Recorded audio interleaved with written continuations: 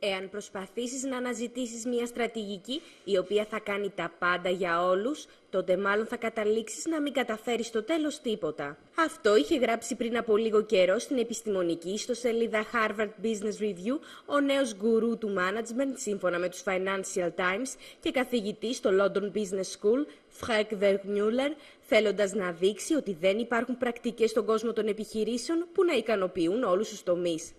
Πάντοτε θα πρέπει να θυσιάσεις κάτι για να πετύχεις κάτι άλλο.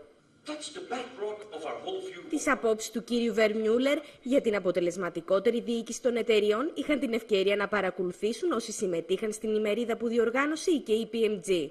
Σύμφωνα με τον ίδιο, οι managers δεν θα πρέπει να φοβούνται να υιοθετούν νέες στρατηγικές και να αλλάζουν, ωστόσο αυτό θα πρέπει να γίνεται υπό προϋποθέσεις. Why changing is important? When it's the right time to change and on which direction should the companies focus? Not changing is not going to be much of an option in the long term.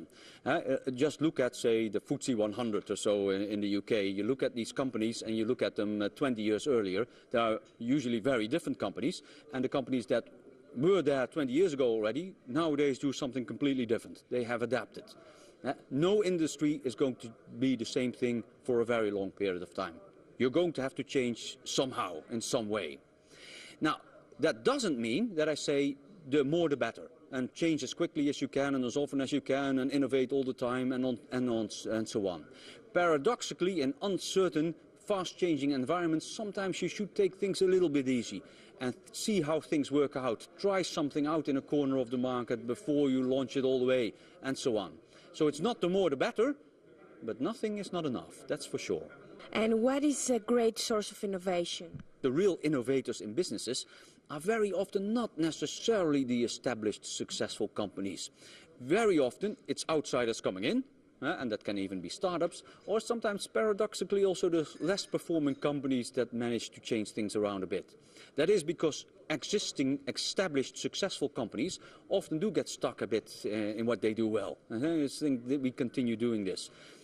It's no coincidence that when you open up Business Week or the Financial Times or whatever it is, that almost every week we get examples of companies that were once industry leaders and 10 years later they're in severe trouble. Now think of Kodak, think of Tesco, think of Nokia, whatever it is. Και μπορεί η άποψη που επικρατεί ότι εάν θέλει κάποιος να πετύχει στον ανταγωνιστικό κόσμο των επιχειρήσεων, θα πρέπει να αντλήσει έμπνευση από το πώς έφτασαν στην κορυφή οι ήδη καταξιωμένες εταιρείες να είναι ιδιαίτερα δημοφιλείς, ωστόσο για τον καθηγητή του London Business School η συγκεκριμένη αντίληψη σηκώνει πολλή συζήτηση. The very top performing companies, by sheer definition, something lucky has happened to them.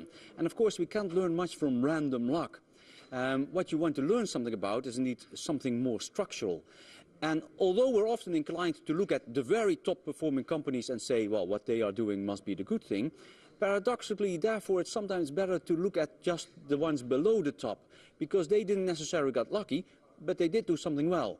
So indeed, the very top performing companies can sort of offer misleading information. And I certainly want to incline to look at, is it sustained profitability? Because of course you can get lucky once or twice, 1 year or 2 years or whatever it is, but to sustain this for a much longer period in time is of course much more difficult. Άλλωστε, το πιο σημαντικό για κάθε εταιρεία είναι να έχει διάρκεια στο χρόνο, να προσαρμόζεται στις νέες συνθήκες και να καινοτομεί, θέτοντας ωστόσο συγκεκριμένους στόχους.